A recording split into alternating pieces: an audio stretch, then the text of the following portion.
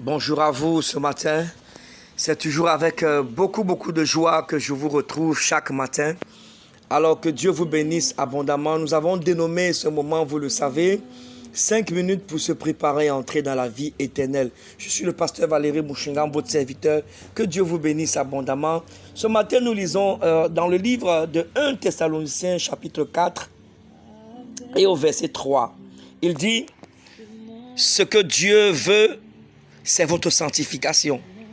C'est que vous vous absteniez de l'impudicité.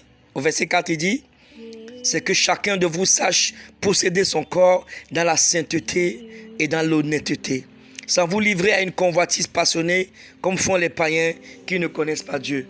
Bien-aimés, ce que Dieu veut, la volonté de Dieu, n'est-ce pas? Alors selon ce que nous dit l'apôtre Paul ce matin, c'est que toi et moi, que nous abstenions de l'impudicité. Il dit, ce que Dieu veut, c'est votre sanctification. Ensuite, quand il parle de sanctification, directement il dit que c'est que vous vous absteniez de l'impudicité. Ceci nous montre que l'impudicité, n'est-ce pas, alors est compris dans la sanctification. Ensuite, il dit, c'est que chacun de vous sache posséder son corps dans la sainteté. Il parle de sainteté, ensuite, il parle de corps. Vous savez, très souvent, quand nous parlons de ce message, certaines personnes nous disent que, ah mais oui, pourquoi quand vous parlez de sanctification, vous parlez seulement d'impudicité et d'impureté et tout ça. Non, mais écoute, ce n'est pas nous qui parlons de ça, c'est la Bible qui en parle. Vous entendez, c'est la Bible qui en parle. C'est vrai que la sanctification concerne l'esprit et l'âme. D'accord? Selon ce qu'il est écrit dans 1 Thessaloniciens 5, 23. Il concerne l'esprit. Je vais dire, oui, c'est ça, 1 Thessaloniciens 5, 23.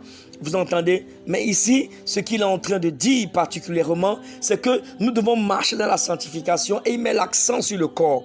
Pourquoi? Parce que beaucoup d'enfants de Dieu aujourd'hui, ceux qui ont accepté Jésus, livrent leur corps à des convoitises passionnées. Et quand il parle de convoitise, ça veut dire quoi? Certains livrent leurs yeux à regarder des images impures.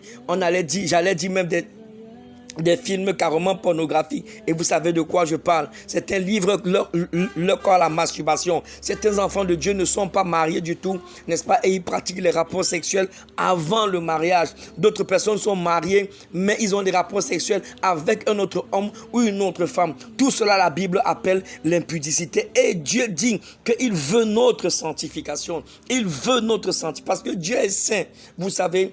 Et avec l'expérience aujourd'hui, n'est-ce pas, que j'ai vu ce qui se passe dans la vie chrétienne, il y a beaucoup de jeunes qui risquent de rater le ciel, qui risquent de rater le paradis, qui risquent d'aller en enfer parce qu'ils livrent leur corps alors à une convoitise passionnée. C'est ce que dit la Bible. Vous entendez? Écoutez-moi, la Bible dit que notre corps est pour le Seigneur. La Bible dit que notre corps est le temple alors du Saint-Esprit. Vous comprenez ça? Notre corps est la maison de Dieu. Dieu vit en nous. Dieu veut vivre en nous. Et Dieu ne peut pas vivre dans un corps impur. Dieu ne peut pas vivre alors dans un corps qui n'est pas agréable à lui. Quelqu'un ne peut pas passer son temps à fumer. Vous entendez? Et il dit que alors le Saint-Esprit en lui. Oui, mon épouse a l'habitude de donner, n'est-ce pas, alors et cette image en disant, puisque elle nous raconte que autrefois, quand elle ne connaissait pas Jésus, elle fumait. Alors quelqu'un lui a dit un jour, imagine un peu, n'est-ce pas, que tu es dans une maison et puis, n'est-ce pas, on envoie la fumée dans cette maison-là. Est-ce que tu vas respirer encore? Est-ce que tu pourras vivre? Tu seras étouffé. Et cette personne lui a dit ça l'a beaucoup touché. Comme pour lui montrer que, écoute, si notre maison, n'est-ce pas, alors, et Dieu vit en nous. Et si quelqu'un fume, la fumée, qu'est-ce qu'elle fait? Elle va étouffer le Saint-Esprit. Et si elle étouffe le Saint-Esprit va rester là, mais il va mourir. C'est de ça que, n'est-ce pas, c'est ce que je veux un peu expliquer ce matin. Écoute-moi.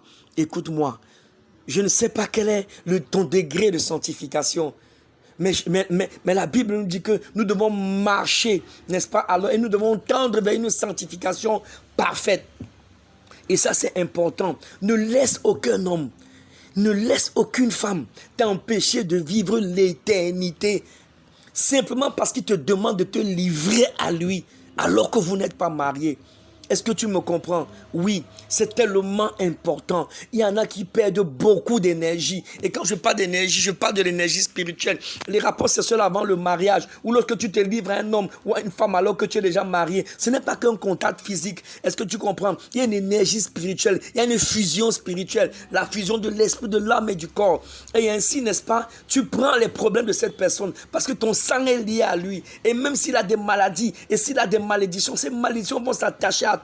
Il y a des hommes, il y a des femmes qui sont en train de tourner en rond aujourd'hui. Croyez-moi, juste à cause d'un contact sexuel, il y a des gens qui n'arrivent pas à se relever, des frères, des sœurs sincères dans la foi, simplement parce qu'ils n'ont pas veillé sur eux. Ils se sont laissés aller à la chair. Vous entendez, ils n'arrivent pas à se relever. Mais je prie pour toi au son de ma voix, si c'est ton cas, que Jésus te relève ce matin, que Jésus te relève ce matin, que le Saint-Esprit t'accorde sa force. Est-ce que tu comprends? Mais s'il te plaît, il faut veiller sur toi. J'ai l'habitude de dire quelque chose. C'est un rire quand je dis ça. Non, quelqu'un qui te voit et qui, dans sa tête, pense t'amener sur son lit, c'est un tueur de destinée. S'il te plaît, c'est-à-dire qu'il faut couper avec cette personne. Ne t'amuse pas avec ça là. Le Seigneur m'a montré quelque chose récemment. Je l'ai dit à l'église, mais récemment, il m'a rappelé encore ça. Il a dit qu'il y a un niveau où il ne peut pas m'emmener si je continue à marcher avec certaines personnes. Je l'ai dit l'année passée à l'église. Vous entendez?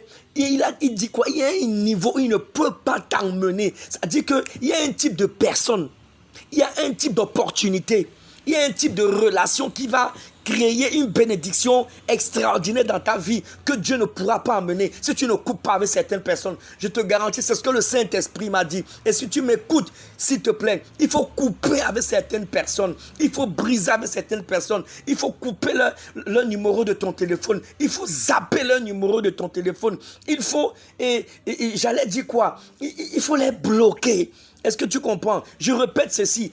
Dieu a des opportunités pour toi. Dieu a des relations qu'il va amener vers toi. Mais tu es en train de l'empêcher. Pourquoi? Parce que s'il amène ces personnes alors vers toi, s'il ouvre ses portes vers toi, tu vas simplement les gaspiller par la nature des gens que tu as avec toi en ce moment. Je vais finir ce matin en disant ceci. Souviens-toi, j'ai l'habitude de le dire, Dieu ne te parle jamais pour te condamner, ni pour te juger, mais il veut que tu te relèves, ok? Marche dans la sainteté, marche dans la pureté, et si tu m'écoutes, et que tu n'as jamais donné ta vie à Jésus, c'est très simple. Dis-lui simplement, Seigneur Jésus, je te donne mon cœur aujourd'hui. Je te donne ma vie, je te donne mon cœur. Viens vivre en moi. Je reconnais que je suis un pécheur. Que Dieu te bénisse abondamment et que sa grâce repose sur toi. Tu feras un très grand bien, écoute-moi, en envoyant cet audio à quelqu'un. Tu feras un très grand bien en réécoutant cet audio et en l'envoyant à quelqu'un d'autre. Et si tu veux plus d'amples informations, tu peux simplement appeler le 693 34 88 34. 672 52 59 95. Et que Dieu te bénisse abondamment. On se reparle demain si Jésus n'est pas revenu. Amen.